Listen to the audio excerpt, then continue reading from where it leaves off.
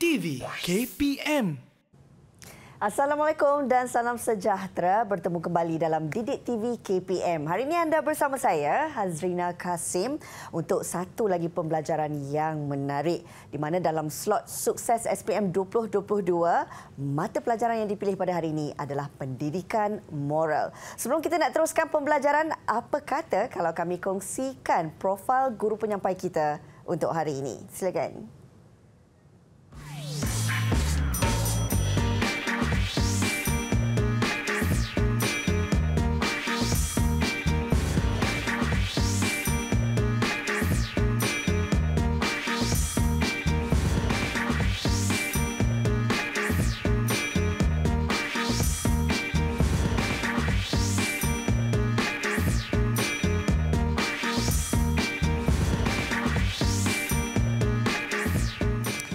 Itu dia tadi profil guru penyampai kita untuk mata pelajaran pendidikan moral hari ini, dan saya nak alu-alukan kehadiran Cikgu Kaladevi Arumugam, merupakan guru cemerlang pendidikan moral dari Sekolah Menengah Kebangsaan Engku Hussein, Semenyih, Selangor. Apa khabar Cikgu? Sehat. Rina, apa khabar? Sehat Cikgu, bersemangat hari ini dapat bersama dengan Cikgu, dan pastinya kita nak teruskan pembelajaran kita. Tapi sebelum tu kita nak perkenalkan juga guru penyampai ataupun guru juru bahasa isyarat kita pada hari ini, iaitu Cikgu Fatimatul Zahrah Osman dari Sekolah Kebangsaan Putrajaya Presin 18-1, Presin 18, Wilayah Persekutuan Putrajaya. Cikgu, pastinya akan lebih meriah pembelajaran hari ini jika disertai oleh murid-murid dari sekolah cikgu. Boleh Cikgu perkenalkan mereka? Ya, boleh. Saya pun memang tak sabar-sabar nak perkenalkan anak-anak murid saya kerana semangat mereka menunggu dari tadi. Kita ada seorang hero, Vishwa. Okey, yang pertama ialah Vishwa. Okey, yang kedua ialah Vishali. Apa khabar Vishali? Vishali. Okey, dan kita ada Kavi Arsi. Dan terakhir ialah Divya. Okey. Apa khabar semua? Divya dengan Tipawali Wishes dekat belakang. Okey, semua nampak ceria. Okey. Semua bersemangat ya Cikgu? Ya. Okey, kita dah berkenalan dengan murid-murid secara dalam talian pada hari ini Cikgu. Pastinya kita nak tahu juga topik yang dipilih untuk mata pelajaran pendidikan moral. Ya. Silakan. Sebab hari ini kita buat rancangan sukses ya. Jadi kita buat tajuk dari bidang 7, moral dan kenegaraan. Tingkatan 4 ya, tingkatan 4 iaitu unit 10. Unit 10 ni tajuknya ialah pengurusan perbelanjaan secara beretika. Apa maksud beretika? Siapa boleh terangkan Vishwa apa maksud beretika? Cikgu, secara pandai dan bermoral. Ya, menggunakan wang dengan secara pandai, berjimat cermat dan sebagainya ya. Jadi kita akan masuk ke tajuk kita hari ini. Baik, okey, kita lihat pengurusan keuangan. Baiklah. Baik, pengurusan perbelanjaan yang kurang bijak ya. Kita semua dah bekerja, kita semua ada pendapatan ya. Saya rasa semua penonton pun tahu kita ada pendapatan, tapi jika kita tidak menguruskan wang kita dengan baik, apa yang berlaku ialah kita akan menghadapi banyak masalah ya. Itu sebab tu kita kata membawa padah ya. Kalau kita tak pandai menguruskan keuangan, kita akan hidup sengsara ya. Jadi kita akan lihat kenapa murid-murid yang muda ini perlu dilatih ya untuk menjadi pengguna dan juga orang yang dapat membelanjakan wang dengan bijak pada masa dewasa ya. Sebenarnya murid-murid yang akan meninggalkan sekolah menengah nanti mereka akan bekerja, jadi mereka perlu tahu macam mana nak menguruskan keuangan ya. Okey, kita teruskan. Baik. Ini satu soalan cepu mas ya. Pernahkah wang anda habis dibelanjakan dalam masa yang singkat? Rasanya siapa? Mungkin Vishwa boleh baca. Pernahkah anda habis berbelanja wang dalam masa yang singkat? Ada Cikgu. Bila masa tu saya masih kecil, so saya main game. So saya akan sentiasa tanya bapa saya untuk beli duit bagi duit untuk membeli barang dalam game itu. Dan habiskan wang? Ya Cikgu. Kena marah lah tu. Ya, Cikgu kena marah sangat. Ya, so kita kena berhati-hati ya. Kita lihat yang berikutnya. Okey. Kalau kita orang dewasa selalunya kita terpengaruh dengan jualan murah. Pantang saja nampak sales. Hari raya kita ada sales, Deepawali ada sales, Christmas ada sales. Malaysia ni satu tahun, sepanjang tahun ada sales. Jadi kita bila ada jualan pengambilan stok dan sebagainya, kita akan terpengaruh ya dengan jualan dan sebagainya. Ya. Okey, kita lihat. Baiklah. Kita lihat Apakah maksud pengurusan perbelanjaan beretika? Sebab pelajar saya pernah belajar tajuk ini, saya nak tanya mereka, siapa boleh bantu cikgu menjawab apakah maksud pengurusan perbelanjaan beretika? Siapa nak cuba? Cikgu, saya nak cuba. Ya, Kavia. Pengurusan perbelanjaan secara beretika bermaksud cara wang diperbelanjakan dan diuruskan dengan berhemah untuk mendapatkan sesuatu barang atau perkhidmatan. Maksudnya kita tak boleh membazir wang, cikgu. Okey, bagus. Kita lihat ya. Bagaimana, apakah betul maksud yang diberikan? Ya, tepat sekali ya. Pengurusan perbelanjaan beretika ialah cara wang dibelanjakan. Sebab bila ada wang, kita kena belanjakan. Kita tak boleh simpan saja dalam kotak, perlu dibelanjakan. Dan diuruskan secara berhemah. Berhemah ni maksudnya diuruskan dengan pandai, bijak dan sebagainya. Untuk mendapatkan barangan. Barangan maksudnya produk. Kita beli sesuatu, kita dapat barang. Perkhidmatan ialah seperti kita pergi urut, okey, kita pergi dapatkan perkhidmatan telefon dan sebagainya. Ya. Jadi kita perlu memastikan bahawa kita belanjakan wang dengan berjimat cermat ya. Baik, itu tadi menyentuh tentang maksud pengurusan perbelanjaan beretika. Dan yang seterusnya cikgu, silakan. Okey, kita dah lihat macam mana kita nak menguruskan perbelanjaan, tapi kita perlu juga tahu bagaimana cara kita menguruskan perbelanjaan. Betul kan? Betul. Okey, so kita lihat tajuk ini, pengurusan perbelanjaan. Oh, ini sekejap ya. Okey. Kita lihat apa cara pengurusan perbelanjaan yang beretika. Mesti ada cara-cara ya. Jadi saya harap anak murid saya boleh membantu ya. Siapa boleh berkongsi dengan cikgu tentang cara pengurusan perbelanjaan yang beretika? Siapa nak cuba? Silakan. Boleh saya cuba, cikgu? Okey, Wishali, cuba. Cara pengurusan perbelanjaan secara beretika adalah menentukan kedudukan keuangan yang dimiliki. Maksudnya kita haruslah memastikan jumlah wang yang dimiliki dan merancang perbelanjaan berdasarkan wang yang dimiliki oleh kita. Ya, betul. Cara kedua pula, kita haruslah mengenal pasti dan membuat anggaran perbelanjaan terlebih dahulu. Kita haruslah membuat catatan dan mengkategorikan setiap item sebagai keperluan atau kehendak dan membuat peruntukan bagi setiap perbelanjaan. Cara yang ketiga pula, membeli barangan secara tunai, kad debit atau kad kredit. Maksudnya kita haruslah membeli barangan dengan membuat bayaran secara tunai atau menggunakan kad debit. Dengan ini kita dapat mengelakkan diri daripada berhutang. Bukan itu sahaja, kita bolehlah memastikan pembayaran dibuat dalam tempoh waktu bebas kaedah jika terpaksa menggunakan kad debit. Okey. Itu sahaja daripada saya. Okey ya, ini bagus ya Wishali. So di sini kita lihat ada 3 cara. Pertama, menguruskan perbelanjaan yang beretika, dan saya nak sentuh tentang yang membeli secara tunai atau kad debit itu. So kadang-kadang kita bawa tunai tak cukup duit, kita tak beli. Tapi kalau kita guna kad kredit, kita akan berhutang dan akan menimbulkan masalah. Ada tak cara-cara lain yang murid nak tambah? Sesiapa di sini? Ada, Vishwa. Okey. Kita hendaklah mendisiplinkan diri ketika berbelanja. Kita hendaklah berbelanja mengikut kemampuan dan tidak mengikut kehendak. Okay. Seterusnya, kita tidak boleh terpengaruh dengan jualan murah atau jualan dalam talian. Kita wajarlah membuat penelitian harga terlebih dahulu bagi memastikan barang tersebut benar-benar murah dan berkualiti. Akhir sekali, kita hendaklah mendokumentasi perbelanjaan dan mencatatkan semua perbelanjaan yang telah dibuat dan merancang semula perbelanjaan bagi mengelakkan perbelanjaan secara berlebihan dan pembaziran wang. Baiklah. So ada lagi tambahan tak Vishwa? Tak ada, cikgu. Itu saja. Okey. Baik, ini dah ada 6 cara ya bagaimana kita menguruskan perbelanjaan secara beretika, dan lihat ya, mendokumentasikan perbelanjaan. Rasanya kita rakyat Malaysia tak ada sangat amalan ya mendokumentasikan perbelanjaan, tapi di luar negara mereka selalunya bila membuat pembelian dan sebagainya, mereka menyimpan resit. Kerana mereka perlu mengisytiharkan perbelanjaan dan sebagainya dalam orang kata cukai pendapatan dan sebagainya. Jadi mereka menyimpan resit-resit tersebut ya untuk menunjukkan bukti perbelanjaan. So mungkin kita juga perlu belajar ya, atau mengajar rakyat kita untuk mendokumentasikan perbelanjaan supaya kita tahu ya pada bulan ini berapa perbelanjaan kita dan sebagainya ya. Okey, baiklah. Baik. Sekarang kita lihat pula apakah kepentingan pengurusan perbelanjaan. Mengapa penting? Pentingnya pengurusan perbelanjaan. Okey, jadi kita lihat siapa boleh bantu saya tentang kepentingan pengurusan perbelanjaan. Boleh saya cuba, cikgu? Ya, Divya cuba. Kepentingan pengurusan perbelanjaan secara beretika dapat menjamin masa depan kerana kita dapat menabung wang dan dapat digunakan wang tersebut semasa kecemasan. Selain itu, dapat mengelakkan pembaziran dengan membeli mengikut perancangan. Ini akan membentuk sikap berjimat cermat. Akhir sekali, ia juga boleh menjadi rujukan perbelanjaan akan datang. Ini membantu kita untuk membuat anggaran yang lebih baik bagi perbelanjaan yang akan datang dan dapat membuat penambahbaikan dan menguruskan perbelanjaan. Itu saja daripada saya, Cikgu. Okey, terima kasih Divya ya. Jadi bila kita menguruskan perbelanjaan, kita selalunya ada simpanan ya, terutamanya yang kita dah dewasa, dah ada keluarga, dah ada anak-anak, kita perlu ada simpanan untuk masa depan. Rasanya kita simpan untuk masa depan untuk majlis apa ya? Program apa ya selalunya? Majlis perkahwinan. Majlis perkahwinan. Macam saya, anak saya nak kahwin. Mungkin nak hantar anak pergi belajar. Pelajaran dan sebagainya.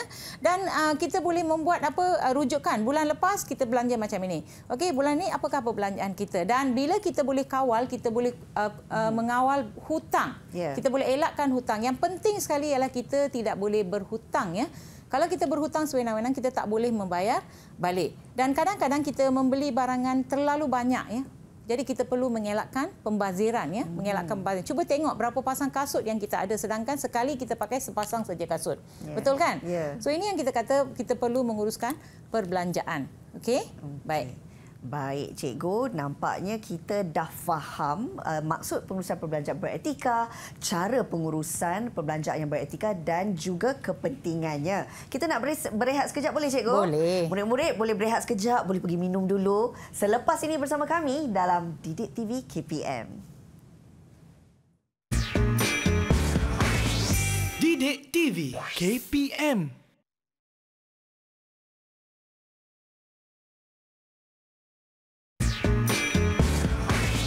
Didik TV KPM.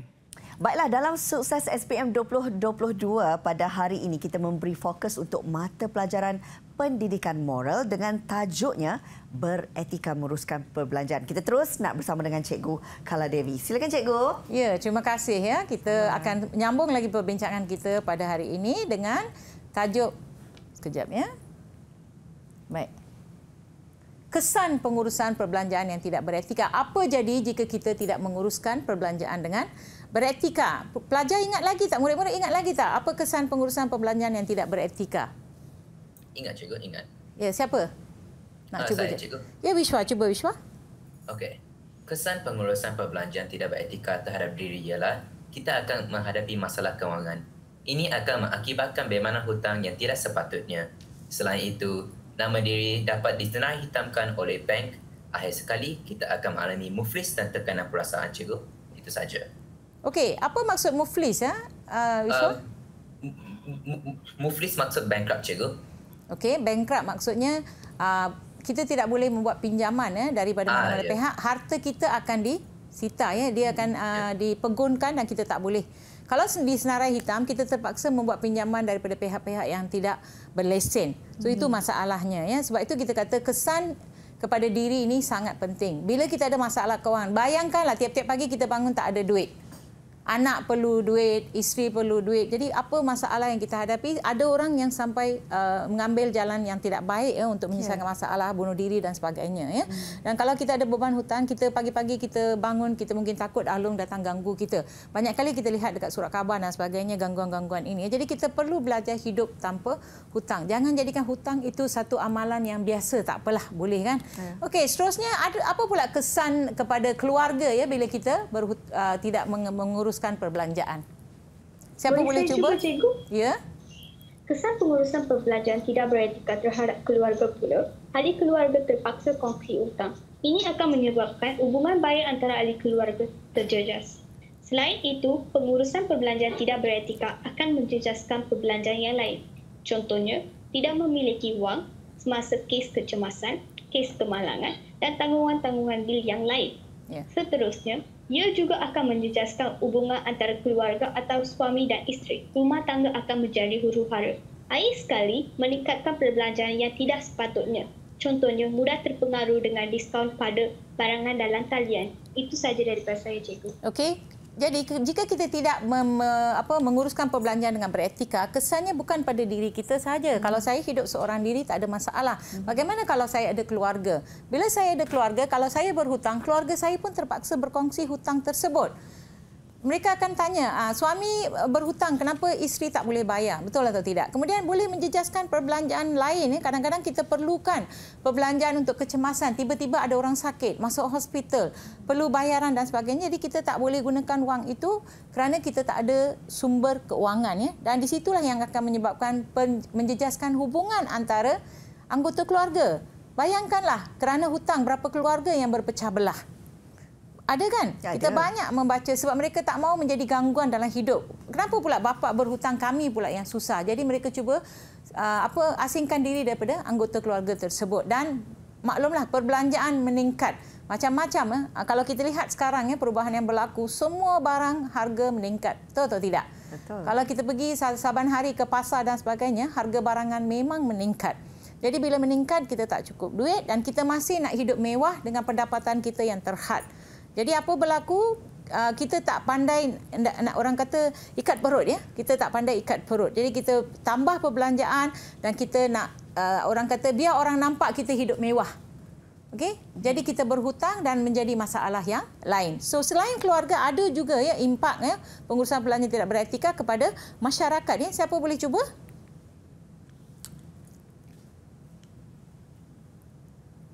Ya, siapa boleh cuba? Tengoklah. Cikgu, saya nak cuba. Ya. Dia Kabi Arsi. Cikgu, saya nak cuba. Ya, Kabi.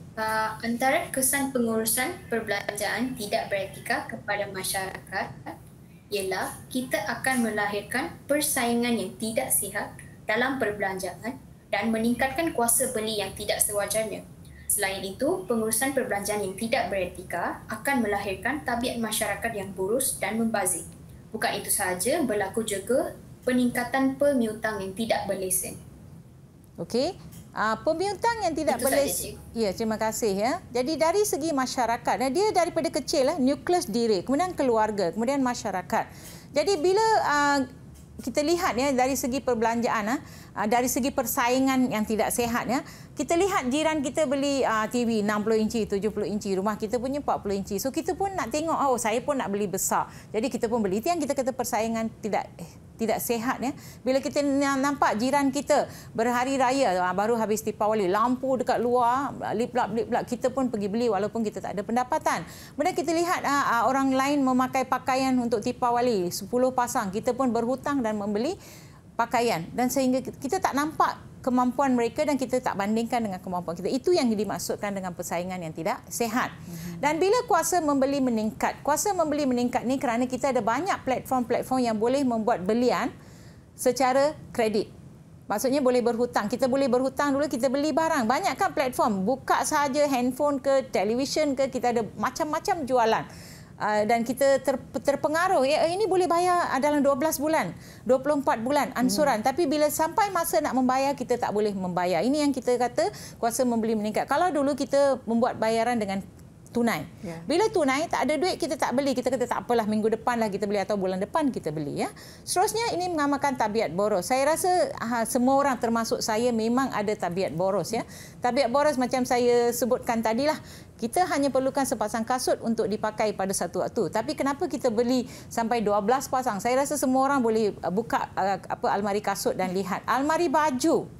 Okey, almari baju. Kadang-kadang saya pun terkejut. Kenapa pakaian seragam murid pun perlu 5 pasang? Kan? Pakaian seragam murid pun ada yang 5 pasang. Satu hari satu pasang. Kita dulu 2 pasang saja kan? Okey, ini pun kita kata tabiat yang boros. Ya. Jadi kita kena berhati-hatilah bila kita nak buat perbelanjaan. Dan pemiutang tidak berlesen ini meningkat kerana ada orang akan cuba mengaut keuntungan daripada situasi susah orang lain. Dia dah tahu kita perlu wang. Dia tahu kita pergi tanya sini, sana, tak dapat pinjaman daripada bank dan sebagainya. Dan dia pun akan beri tawaran kepada kita. You nak pinjam? Boleh pinjam. Tapi dia punya faedah agak tinggi. Dan selalunya kita bayar tu lebih tinggi daripada apa yang kita pinjam. Ini yang kita kata bila mereka tidak berlesen, kita akan menghadapi banyak masalah. Ya, alung, ceti dan sebagainya. Ya. Okey, bagaimana pula dengan kesan kepada negara? Ya, siapa nak cuba? Boleh saya cuba, cikgu? Ya. Kesan pengurusan perbelanjaan tidak beretika terhadap negara pula ia akan meningkatkan kadar inflasi dan juga meningkatkan kadar barangan import. Bukan itu sahaja, ia juga meningkatkan kadar keberhutangan dalam kalangan rakyat dan meningkatkan kos pelupusan barangan yang dibuang dan dibazirkan. Okey. Dan terjejas dalam Okey, Wishali, saya rasa kita dah dapat poin yang kamu cakap tadi. Okey, cuba cek balik ya. Baiklah, dari segi negara, ini memang berkait daripada masyarakat. Ya. Kadar inflasi meningkat kerana banyak sangat wang yang dimasukkan untuk pembelian. Bila-bila terlalu banyak wang, penawaran banyak, permintaan meningkat, jadi inflasi meningkat. Bila meningkat, wang kita menjadi murah. Kalau dulu kita boleh beli sesikat pisang ya, RM2. Sekarang agak-agak berapa sesikat pisang harga dia? Boleh agak tak? RM7, RM8. Pisang sahaja tau. Dah jadi macam sebiji pisang tu dah harga dia RM1 lebih. Nampak tak? So ini yang kita kata nilai wang kita menjadi sangat rendah. Okey, ini yang kita kata kadar inflasi. Seterusnya, kadar import meningkat. Mengapa kadar import meningkat? Kerana kita ada perdagangan dengan negara-negara luar. Kita boleh membeli barangan daripada banyak negara luar. Kita kata okey, kita nak menggunakan platform-platform yang ada di internet dan sebagainya, kita beli barangan dan kita mengabaikan barangan tempatan. Jadi dari segi import, kita mengimport banyak dari barang-barang daripada negara luar sehingga menjejaskan perdagangan dalam negeri ya. Industri tempatan kita terjejas dan mestilah hutang meningkat. Kerana kita buat pembelian, kita tak kawal perbelanjaan kita. Jadi memang hutang akan meningkat. Even kepada negara hutang boleh meningkat. Dan apa maksud kos pelupusan meningkat? Terlalu banyak kita beli barang. Contohnya saya sebutkan tadi. Kasut tu kalau tak boleh pakai selepas 2-3 bulan, kasut tu kita akan buang. Baju juga kalau lepas beberapa minit kita akan buang juga. Sebab tak boleh pakai, rosak kan? So kita buang. Bila kita buang, meningkatkan kos pelupusan sampah dan sebagainya ya. So ini adalah kesan perbelanjaan tidak beretika kepada 4 pihak tadi. Kita dah terdiri keluarga, masyarakat dan juga negara ya. Okey. Baik. So kita lihat di sini. Jadi kita perlu sediakan belanjawan keluarga dan menentukan kategori perbelanjaan ya dengan betul ya. Jadi sebelum kita membeli, kita buat perancangan. Okey, saya nak tanya anak murid saya di sini. Mungkin Wishwa, apa yang kamu buat sebelum kamu membeli sesuatu barangan? Kalau kamu minat nak beli sesuatu barang, apa yang kamu buat? Saya akan cek dulu saya ada cukup duit dan adakah itu penting untuk saya atau saya mampu ke benda itu. Lagi ada benda lain tak? Sebab sekarang kamu tak ada pendapatan, kamu menunggu duit daripada ibu bapa kan? Ya. So apa kamu buat? Saya akan mencari keuntungan dan kekurangan benda itu. Kalau benda itu baik untuk saya akan cari cara untuk convince ibu bapa saya untuk beli saya. So maksudnya hanya jika kamu sangat-sangat memerlukan barang itu baru kamu minta untuk membeli ya. Kadang-kadang barang itu kita tak perlu, jadi kita tak payahlah beli. Ini yang kita kata, kita kena sediakan belanjawan keluarga ya. Kita perlu pastikan kita sediakan belanjawan keluarga.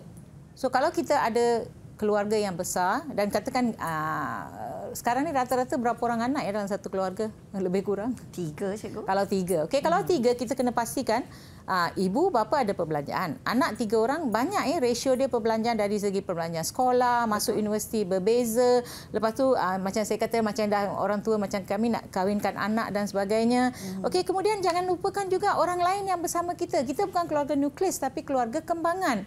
Bila keluarga kembangan kita ada warga tua, ibu bapa kita yang tua, anggota keluarga yang lain juga kita perlu pastikan. Janganlah kita kata bila kita dah dapat gaji kita jaga keluarga kita sahaja ya. Jadi kita perlu sediakan belanjawan keluarga.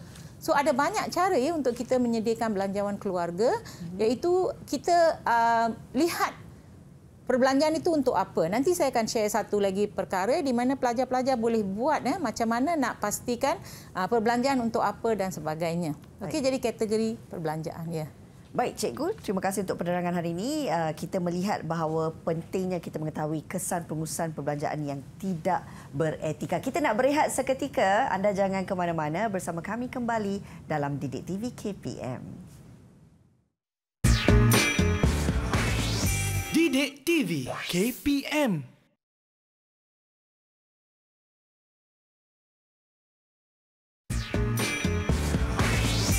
Didik TV KPM.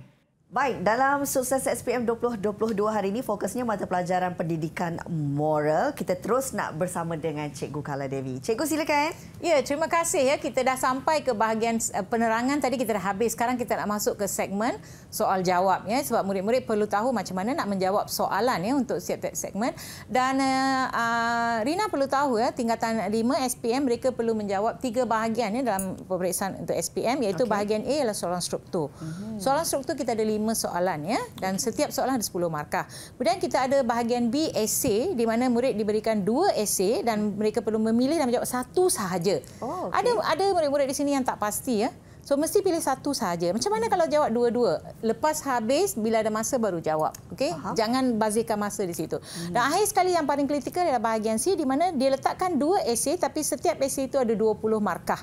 Soalan 8 dan 9 dan wajib jawab semua. Di situ tak ada pilihan. Okay. Saya risau nanti murid buat pilihan, 8, 9 dia buat pilihan, 6, 7 dia tak buat pilihan. Jadi boleh kita teruskan ya? Silakan cikgu. Okey, murid-murid dah bersedia?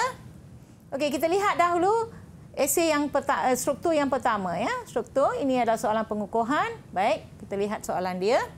Baik. 50,000 muflis muda. Tadi kita ada sebut beberapa kali muflis. Muflis maksudnya kita tak ada wang. Okey, dan muflis ini boleh membawa kepada bankruptcy, bukan bankrupt yang boleh menyebabkan hidup kita merana ya. Memang kita akan merana. Jadi kita lihat kes ini meningkat ya, 5.5% setiap tahun, terutamanya dalam kalangan mereka yang muda. Wishwa, kamu rasa mengapa golongan muda yang paling banyak muflis ya? Cikgu, kerana mereka membuat bayaran atas platform tidak disahkan oleh pihak berkuasa. So mereka kena tipu semua tu. Tipu ataupun kerana mereka tak pandai uruskan perbelanjaan? Adakah? Itu juga, cikgu.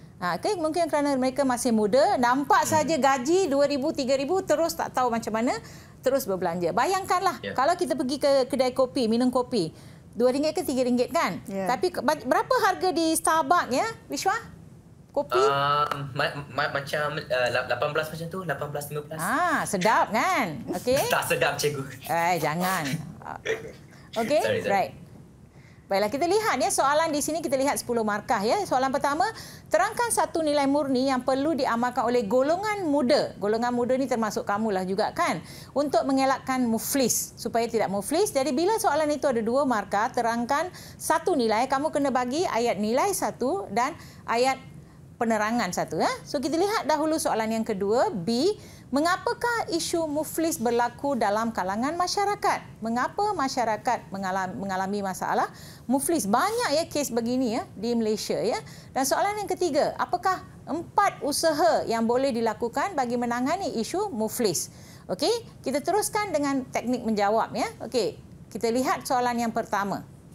Baik. Alright. Wishwa, boleh cuba jawapan untuk soalan A tadi? Boleh, cikgu, boleh. Kejap. Okey, mulakan untuk soalan A. Golongan muda perlu mengamalkan nilai kesederhanaan. Golongan muda harus merancang perbelanjaan mereka supaya tidak berbelanja melampaui kemampuan mereka dan membazirkan wang mereka, cikgu. Okay, maksudnya ayat pertama kamu sebut nilai apa? Okey. Ayat kedua ada apa? Ayat kedua adalah tindakan, cikgu. Watak. Kamu lupa watak, kemudian apa mereka perlu buat atau tak boleh buat dan mengapa. So ini menunjukkan jawapan yang ada kebat. Kebat, aras tinggi. Kerana dia memberi alasan dan sebagainya, bukan menyalin semula jawapan daripada buku. Dan nilai lain yang boleh digunakan Wishwa selain kesederhanaan? Cikgu, kita boleh guna nilai rasional dan bertanggungjawab, cikgu. Okey. Baik, rasional boleh, bertanggungjawab pun boleh. Jadi saya lihat jawapan dekat sini, kita lihat golongan muda perlu mengamalkan nilai sama ada kesederhanaan, rasional bertanggungjawab dapat 1 markah. Okey. Seterusnya mereka harus merancang perbelanjaan, ini adalah tindakan dia. Supaya apa? Supaya tidak berbelanja melampaui kemampuan. Jadi mereka boleh tulis di situ ya. Okey, kita lihat pula soalan yang kedua. Okey, soalan B.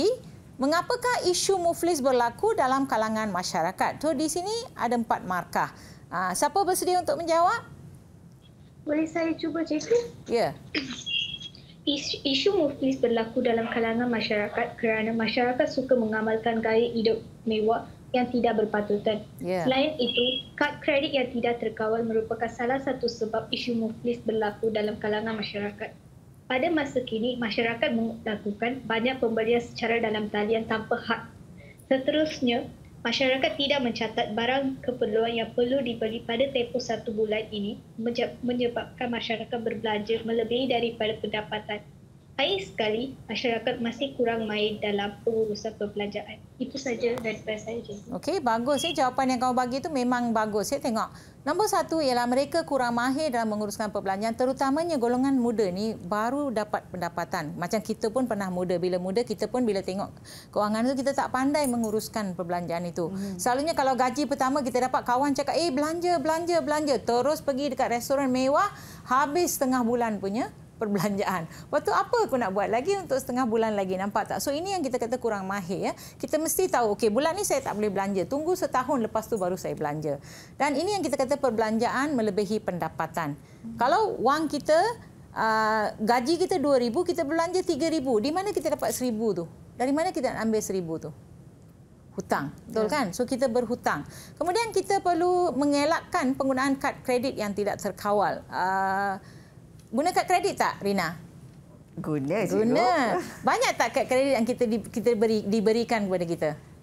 Banyak. Cuma sama ada kita nak guna ataupun tidak. Ya, kalau kita pergi pusat beli belah dan sebagainya, bila-bila mereka akan bagi tawaran. Kami bagi hadiah ni, ambillah kredit kad dan sebagainya. Kan? Betul. Tapi bila kita lihat penggunaan kad kredit ini, kita boleh berhutang. Masalahnya kita boleh berhutang.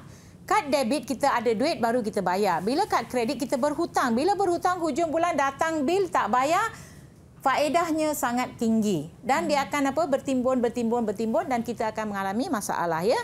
Dan penggunaan gaya hidup mewah yang tidak dikawal. Dahlah baru kerja, gaji baru 2,000, kenapa nak pergi tempah kereta-kereta mewah? Betul tak? Belilah motosikal, cukuplah untuk 2-3 tahun, kemudian baru kita beli kereta. Ya, okey, kita lihat pula soalan 1C. Okey, siapa boleh jawab? Silakan. Cikgu, saya nak jawab. Ya.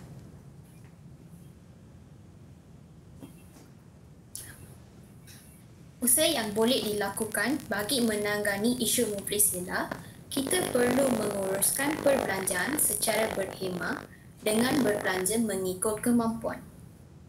Selain itu, kita juga boleh membuat anggaran belanjawan bulanan dengan membuat peruntukan bagi setiap perbelanjaan. Seterusnya, kita juga boleh mendapatkan bantuan pengurusan kewangan dari AKPK dan mengelakkan diri dari berhutang. Okey. Itu sahaja ya. Baik ya, kita menguruskan perbelanjaan dengan berhemah, mungkin ada masalah sikit ya. Membuat anggaran belanjawan bulanan. Kita perlu buat anggaran perbelanjaan ya. Berapa kita beri untuk sewa rumah, berapa kita bagi untuk makan, minum dan sebagainya. Dan kita perlu mendapatkan bantuan pengurusan kewangan daripada AKPK. Kavi, apa itu AKPK? Ya, Kavi? Ya, cikgu. Apa tu AKPK? AKPK adalah Agensi Kaunseling dan Pengurusan Kredit. AKPK merupakan satu agensi yang ditubuhkan oleh Bank Negara Malaysia untuk menawarkan perkhidmatan secara percuma kepada yang memerlukan. Okey, terima kasih ya. Perkhidmatan yang ditawarkan adalah khidmat kaunseling kewangan, nasihat, program pengurusan hutang dan juga program pendidikan ilmu kewangan. Okey, KBRC, terima kasih. Kamu dah banyak cari ya maklumat tentang AKPK. Jadi kalau ada masalah nak menguruskan keuangan, kita boleh jumpa dengan AKPK untuk mengajar kita cara menguruskan keuangan. Dan kita juga perlu mengelakkan diri kita daripada berhutang secara berlebihan. Jangan berhutang. Saya ni satu perkara yang saya tak suka ialah hutang. Kalau boleh saya akan cepat-cepat habis bayar ya, sebab rasa benda tu tak boleh tidur ya malam ya. Baik, itu tadi berkenaan dengan soalan struktur dan sekarang ni mungkin cikgu nak terangkan bahagian B, esainya. Silakan. Ya, terima kasih ya. Kita akan masuk ke bahagian B, iaitu esai yang mengandungi 2 soalan ya. Jadi 2 soalan ni pelajar wajib jawab satu sahaja ya. Jadi kita akan lihat satu contoh soalan ya. Tajuk kali ini ialah penipuan belian asas talian bersaing dengan tajuk yang kita buat ya. Jadi kita tahu ya, banyak kes-kes penipuan atas talian berlaku ya kerana kita tak pandai merancang perbelanjaan kita dan sebagainya ya. Dan untuk soalan struktur selalunya soalan esei ini selalunya markah 10. Dan kemungkinan dipecahkan pun ada ya. Jadi di sini kita lihat dua pecahan walaupun markah 10 esei tetapi dia ada pecahan ya. Dan soalan A itu sepatutnya boleh dijawab oleh semua orang. Senang. Okey, contoh berikan dua contoh media sosial. Siapa boleh jawab tajuk ni? Ya, Vishwa cuba. Cikgu, dua contoh media sosial ialah Instagram dan Facebook, cikgu. Okey, ada yang lain nak tambah contoh media sosial? Ya, cikgu, saya nak tambah. Ya, Vishali. Ada WhatsApp, Twitter, Weibo dan banyak lagi. Signal pun ada ya. Saya sekarang gunakan Signal juga. IMO pun bagus, IMO. Okey, itu adalah soalan yang agak mudah, semua murid boleh jawab. Kita lihat pula langkah-langkah bagi mengelakkan daripada ditipu dalam pembelian atas talian ya. Kita lihat.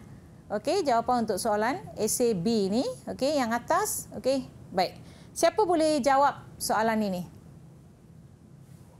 Ya? Boleh saya cuba, cikgu? Ya, Vishali. Terdapat pelbagai langkah bagi mengelakkan penipuan atas talian. Antara langkahnya adalah selidik dahulu latar belakang peniaga. Ya. Contohnya, kita haruslah hubungi peniaga untuk pertanyaan, rujuk testimoni atau review dari pembeli lain dan juga kenal pasti peniaga dengan tawaran yang mencurigakan dan juga membandingkan harga dengan penjual atau laman lain. Baik, so ini kita lihat ya untuk 8 markah itu, Vishali sudah pun memberikan lebih kurang 5 jawapan. Okey, tak ada masalah ya. Jadi dia dah memberikan satu cara dan dihuraikan cara tersebut ya. Selidik latar belakang peniaga, hubungi peniaga untuk pertanyaan sebab kalau kita tak boleh kontak peniaga tersebut, ada sesuatu yang bermasalah. Jadi selalunya kita elakkan ya membeli barangan yang ditawarkan dalam Facebook ya, sebab kita tak pasti siapakah penjual tersebut dan sebagainya. Kemungkinan bila kita dah bayar wang kita, dia terus lesap. Pernah berlaku kepada saya sendiri ya. Lesap sampai sekarang saya tak boleh trace di mana orang itu ya. Seterusnya rujuk testimoni dan review daripada pembeli lain. Kalau dekat ni dia ada review. Yang ini dia menipu, barang dia tak bagus, rosak dan sebagainya. Dan kenal pasti peniaga yang memberi tawaran yang mencurigakan. Kalau kita beli satu barang, kasut ke apa, harga biasa katakan RM100, tiba-tiba ditawarkan RM20. Kita pun fikir, murah betul ni, betul ke ni? So kita kena semak. Kemudian kita bandingkan harga dengan penjual atau laman sesawang yang lain. Jangan terus membeli ya barangan ya. Perbandingan harga ialah satu kemahiran seorang pengguna ya. Okey, siapa nak bantu dengan cara kedua? Boleh saya cuba, cikgu? Ya. Langkah bagi mengelakkan penipuan atas talian ialah pilih untuk bayaran tunai penghantaran barang yang lebih dikenali sebagai COD. Selain itu, dapat maklumat daripada penjual seperti alamat kedai, nombor telefon. Ini memastikan kita tidak dapat barangan yang salah. Akhir sekali, kita perlu meminta nombor tracking pos barangan. Kesimpulannya, setiap individu perlu berhati-hati semasa membeli atas talian supaya tidak tertipu. Itu saja, cikgu. Very good. Bagus ya. Bagus ya. Di sini oleh kerana markah esei di sini hanya 8 saja, tapi pelajar telah membeli markah lebih daripada yang diminta. Jadi tak ada masalah. Tidak salah kita menulis lebih ya daripada kita menulis sedikit dan mungkin jawapan kita salah ya. Kita lihat di sini pilih kaedah bayaran tunai.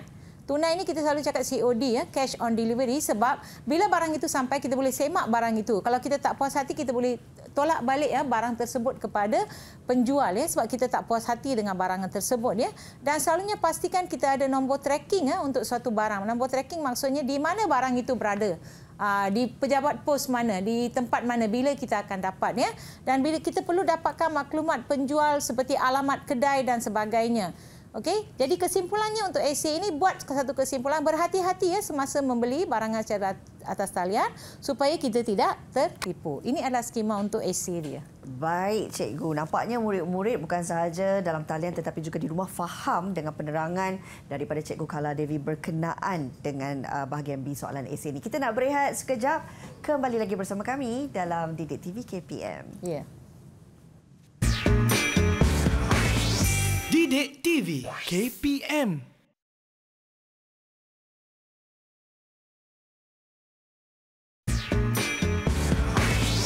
Didik TV KPM. Baik murid-murid, untuk sukses SPM 2022 bagi mata pelajaran pendidikan moral, hari ini bersama dengan Cikgu Kala Dewi akan menerangkan berkenaan dengan soalan berbentuk esei. Silakan Cikgu. Ya, terima kasih. Kita dah sampai ke bahagian esei iaitu bahagian B. Ya. Bahagian B kita ada 2 esei iaitu soalan 8 dan juga 9. Dan setiap soalan itu 20 markah. So pecahan mungkin ABC atau AB. Sama juga dengan soalan 9 dan ini adalah soalan wajib. Ya. Murid-murid jangan lupa ini soalan wajib. Mesti jawab soalan 8 dan 9. 6, 7 tadi boleh buat pilihan. Tapi ini adalah soalan yang wajib. Saya akan kongsi satu contoh ya soalan di sini. Ya. Okey, lihat di sini ya. Sampul bajet. Okey, saya nak kongsi ya tentang sampul bajet ya. Okey, sebab saya pun ada sediakan beberapa sampul bajet untuk kegunaan saya sendiri ya. Jadi saya pun dah minta ya pelajar-pelajar supaya okey, baiklah.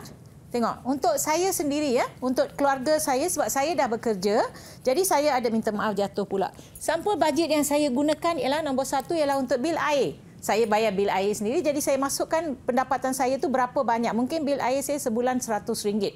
Tinggi tu Kemudian bil TNB. Lebih kurang RM400 saya letakkan di sini. Besar rumah, okey. Kemudian bil Selcom, saya gunakan Selcom jadi saya bayar, okey. Kemudian yang ini ialah sewa rumah. Okey, so ini adalah antara untuk orang yang dah dewasa dan sebagainya, kita sediakan sampul ini, kita masukkan duit ini. Kalau ada lebih, baru kita gunakan untuk perbelanjaan lain. Dan sebagai kerja rumah, saya dah minta murid-murid saya menyediakan sampul mereka. Cuba kita lihat apa sampul bajet yang mereka ada. Siapa nak tunjuk? Silakan. Cikgu, ini sampul saya. Vishwa dulu, okey. First ialah yuran bas. Saya naik bas balik rumah, so saya kena bayar yuran itu. Ya. Nanti saya ada simpanan kecemasan. So bila ada kecemasan atau tiba-tiba berlaku apa-apa, saya boleh guna ini untuk kecemasan.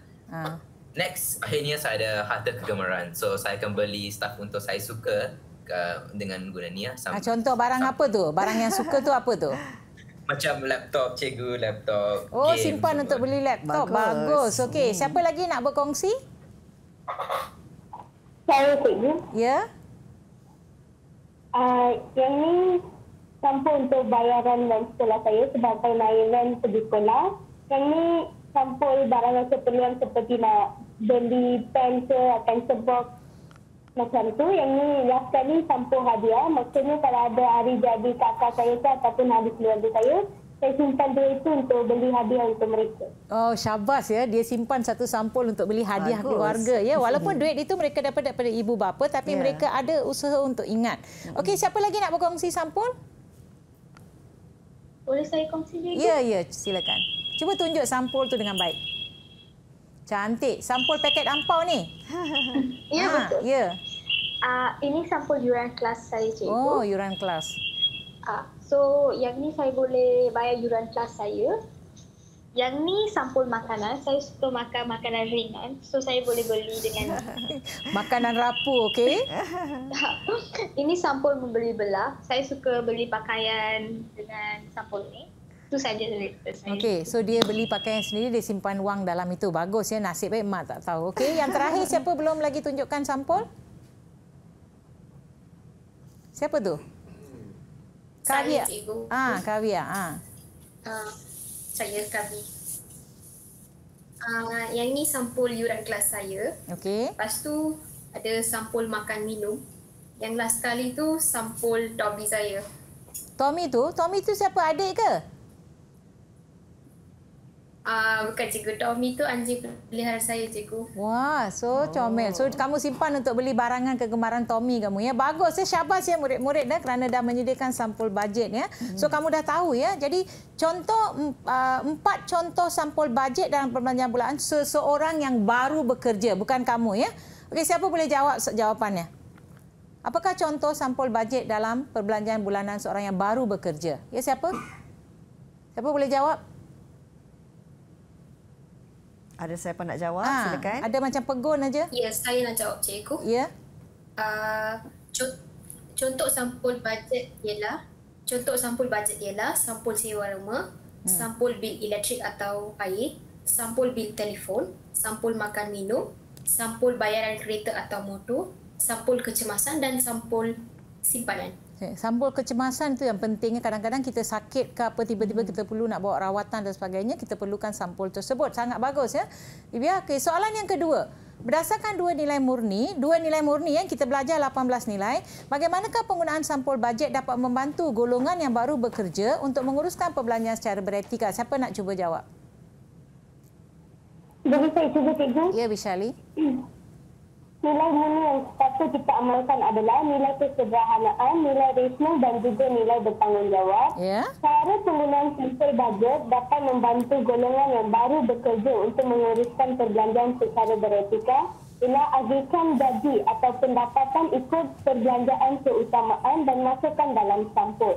Contohnya, kita haruslah membayar sewa rumah, bayaran ansuran, insurans dan lain-lain. Yeah. Kita haruslah memastikan wang yang berbaki dimasukkan dalam sampul kecemasan dan simpanan. Yeah. Contohnya, jika perlu rawatan perubatan, kecemasan atau kenduri kendara, kita juga haruslah bayar semua perbelanjaan keperluan dan jangan tertunda. Dengan ini, kita dapat mengelakkan hutang dan juga masalah lain. So ini untuk esei 8 markah yang perlukan nilai. Jadi mereka terangkan nilai dan juga berikan jawapannya. Okey, kita lihat pula soalan yang ketiga, C. Huraikan kepentingan. Saya nak pelajar baca jawapan di sini ya. Huraikan kepentingan pengurusan perbelanjaan kepada diri dan keluarga. Okey, siapa nak bacakan dahulu bahagian pertama? Ya, Bishwa. Cikgu. Okay. Cikgu, kepentingan pengurusan perbelanjaan kepada diri dan keluarga ialah kita ada simpanan untuk masa kecemasan. Contohnya, bila seseorang anggota keluarga tiba-tiba mengalami kemalangan, kita ada duit untuk membayar bil hospital mereka. Okey. Selain itu, diri dan keluarga dapat hidup dengan tenteram dan kita tidak perlu ikat perut dan boleh makan dengan selesa. Di samping itu, keluarga bahagia dan tiada pergaduhan berlaku kerana isu kekurangan wang, hutang dan lain-lain tidak berlaku. Ya, terima kasih. Okey, siapa lagi nak sambung bahagian yang akhir ni? Boleh saya sambung, Cikgu? Ya, sambung. Selain itu, imej diri dan keluarga terjamin. Seterusnya, kita boleh merancang perbelanjaan untuk pelbagai perkara seperti melancong, perkahwinan dan sebagainya. Okay. Kita dapat hidup di dalam keadaan aman. Lain daripada itu, keluarga tidak berpecah-pecah kerana ketiadaan perselisihan faham antara ahli keluarga. Air sekali rasa hormat yang tinggi kepada anggota keluarga. Itu sahaja, Cikgu. Okey, so baguslah. Ini adalah jawapan contoh ya untuk soalan esei bahagian soalan nombor 8 bahagian C. Tapi pecahan markahnya ialah 8, 2 dan juga berapa tadi ya? 8, 2, 10. Okey, kita lihat ya pecahan, kita lihat tengok pecahan tadi. Okey, markahnya 4, 8, 8. Okey, baik. Right, 16 dan 20 markah. Jadi untuk 20 markah. Jadi kita lihat uruskan perbelanjaan dengan beretika. Kita dah sampai ke penghujung jalan. Okey, bahagian saya. Jadi saya pun nak ucapkan terima kasih ya kerana murid-murid telah menjawab dengan baik ya. Saya serahkan kembali. Terima kasih. Kita nak ucapkan kepada Cikgu Kaladevi Arumugam, merupakan guru cemerlang pendidikan moral Sekolah Menengah Kebangsaan Engku Hussein Semenyih Selangor untuk satu pembelajaran yang saya pasti Cikgu amat memberangsangkan dan pastinya ramai dalam kalangan murid-murid yang mengikuti di rumah juga mendapat manfaatnya. Terima kasih juga untuk murid-murid secara dalam talian. Boleh lambai sikit. Kita ada Vishwa, kita ada Divya, kita ada Kavya dan juga Vishali. Senyum semua. Terima kasih untuk hari ini kerana anda memberikan respon yang sangat-sangat baik. Dan terima kasih juga kita nak ucapkan kepada jurubahasa isyarat kita, Cikgu Fatimatul Zahra Osman dari Sekolah Kebangsaan Putrajaya Presin 18-1, Presin 18, Wilayah Persekutuan Putrajaya. Terima kasih juga untuk murid-murid yang mengikuti kelas pendidikan moral untuk sukses SPM 2022. Jumpa lagi. Assalamualaikum. Bye. Bye murid-murid.